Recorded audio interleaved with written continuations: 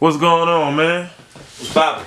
Man, 1000 ENT, we've been trying to catch up with you for so long, man. We've been hearing a lot about what you've been having going on.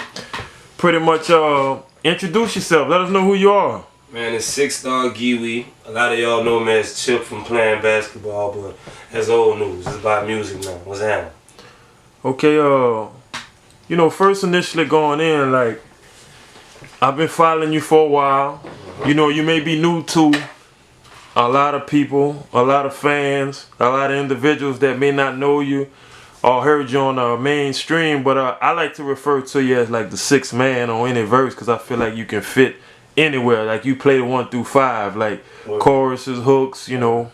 But you know, outside looking in, like give people like a little bit of your catalog, like when you first started rapping, and pretty much like when you first started rapping, when you knew you just had a gift to pimp the pen, you know? Man, a lot of people don't know this, bro, but as a youngster, I grew up like, on a lot of Texas music, man. And I remember Big Mo, the Ball Baby song, bro. That was the first song I ever just rewrote. You know what I'm saying? I knew then, man, I had something. You know what I'm saying? And ever since then, bro, it been on. Like I met my nigga Christian in high school. I think my sophomore year. That's when I recorded my first song. I think I was 15. A lot of y'all might remember the Solitary Grinding project from high school. And yeah, it's just been on since then, man. So, your first project was called a what? The Solitary Grind. Okay, then from the Solitary Grind, what you came with next? Me and Soup did a project together called The Truth Is. And really just showing people, man, the versatility, you know, like the harmonizing on the hooks, the putting the words together, you know, like just showing them I can really rap, you know what I'm saying? It's a real talent that I possess, man, something that was God-given and I worked hard to enhance, you know? So when you putting your songs together, like what's your regimen? Like how do you figure you do your hooks first or you write your verses or? It depends. Whatever comes first on the beat, that's what I'm gonna do. I don't write nothing. I can't say the last time I wrote something. Everything is, it's not a freestyle, it's just no pen, no pad. Like I write everything on my mind and then I just go in there and spit it. I feel like I can give more feeling when I do it that way. How long does it usually take you to put a song together? Man, it depends on how I'm feeling. You know, if I'm just vibing, bro, it might take 30 minutes, you know, take 30 minutes to 2 hours, you know what I'm saying? It just depends on the vibe of the studio. What's one of your favorite artists that you really look up to or you feel like that you kind of like patting a little bit of your work after? Chameleon. Like, I was a huge Chameleon fan, bro. Like, whenever I heard Big Swangers and Volts 20 inches sitting low, ever since then, I've been my dog. And like that's where I get a lot of my style from, man, the harmonizing on the hooks and shit, you know, like the vivid words, you know, so you can actually see what I'm saying. A lot of it comes from being a fan of his. So, after you moved from the Solitary Grind, you did a project with a guy named Soup, you said. So Unique in Taste. Y'all know my nigga Soup. Then, what came after that? After that, I started fucking with Carpet Hustling, man. We did a group project. Shout out to all them boys. They know who they are. And then after that, it's just been me working on me. I dropped the I dropped the LeBron James of the game first. That's when a lot of people really just took notice of what a nigga do, you know what I'm saying? And after the LeBron James of the game was the No Pen, No Pad. And now I'm working on the part 2 and the part 3. So you saying the LeBron James of the game pretty much got people like, okay, dude really can rap, like he got something. Yeah, you know, I really put the talent on display, man. And the reason I named the LeBron James of the game was because, like, although I had did the Solitary Grind and I did The Truth Is with Soup, to me this felt like a coming out project. You know what I'm saying? And I really wanted to show people that although I was fresh into the game, man, I was great at this. You know what I'm saying? And hence the name LeBron James of the game. How can you tell like your music making progression to the fans, like, and when it reach them, what type of response do you get? Man, you know, like it's different because like I know a lot of people personally. You know what I'm saying? And of course, they gonna say, yeah, man, that shit jamming. To you, you don't know if it's genuine or if it's just because, you know, they know your person that they're saying it. But when people that I don't know, you know what I'm saying, they start to recognize me, man, and quote lyrics from my song, and they hit me up on the social media or in person and tell me, man, that shit bumping. That means a lot to me. That shit really warm my heart, because I take this shit serious, my nigga. I put blood, sweat, and tears into this bitch, you know what I'm saying? And to have people that never heard me before, never knew that I did music, to appreciate what I do, man, it's wonderful. It's wonderful. So what's your process on like putting an album or a mixtape together? Like how you pick your songs, how you know what's gonna go, how you know what's not gonna make it, and how many songs do you go through or record before you say I got enough to start picking for an album or a mixtape? Man, I'm not gonna lie to you. I just come in here and work. Certain songs, when I do them, I know for sure that's going on the project. You know what I'm saying? Like it's no doubt like that one gotta go on the project, man. But it depends on how many songs I want to give them. Like on the other ones, man, I tried to fill up the disc, and it 17, 19 songs anyway. You know, so I might do 35, 40 songs, man, before I pick the best 19 out of them. You know what I'm saying?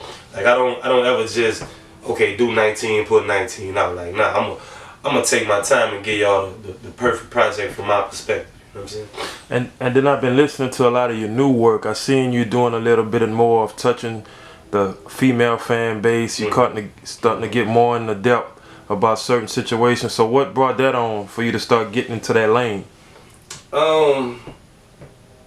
You know, certain things about my music, man, I try to leave out because I don't know, I feel like it might be too personal. You know what I'm saying? And a good friend of mine, man, recommended that I let it be too personal, you know, and I mean, I love women, man, you know, like, so I can go on and on about a woman all day, like, why not?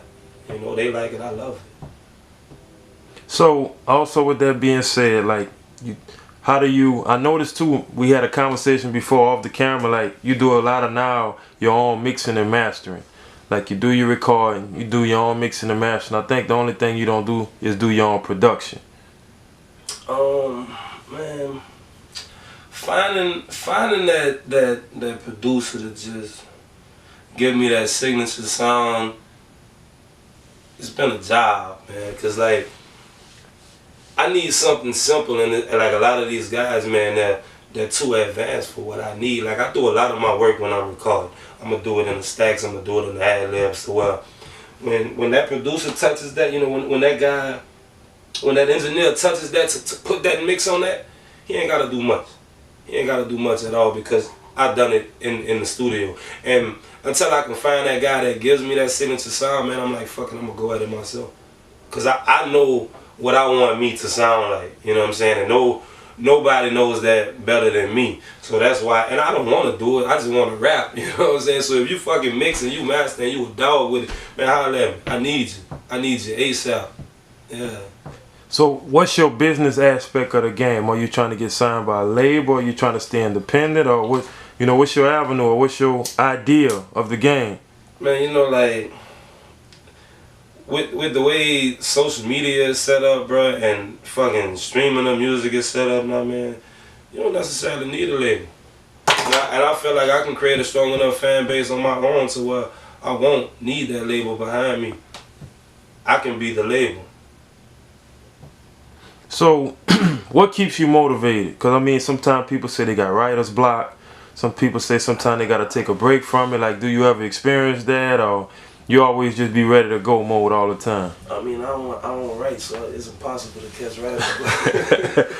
But, I mean, sometimes, though, bro, I ain't gonna front. I do come in here, man, and it's harder to come up with lyrics than other times, you know what I'm saying? But you just gotta keep pushing. You just gotta keep pushing, man. But I won't force it too much. You know what I'm saying? If I can't just keep pushing and get through it, I'm not gonna force the music, because then it won't be genuine to the people, and they'll be able to tell that it's not genuine. So pretty much all your lyrics that you put in your songs, that pretty much be from life experiences, or all of them. Cause you know a lot of guys be rapping and then they, you know, sometimes the things they speak of or they put on wax, like they have the culture or the people or the listeners or the fans really just gassed up on a lot of things that don't be realistic.